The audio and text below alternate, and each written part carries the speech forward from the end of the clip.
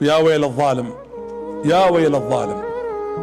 الظالم إن لم يلتقي بك المظلوم في الدنيا سيلتقي في الآخرة، وعند الله تجتمع الخصوم.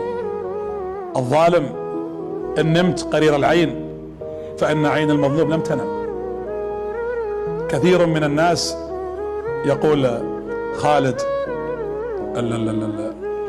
الجهني أظنه لما قال لابنه، كانوا ملوك، لما قال لابنه يا أبتي في الصباح ملوك وفي الليل مساجين، قال يا بني دعوة مظلوم سرت في الليل نمنا عنها والله ليس عنها بنائم.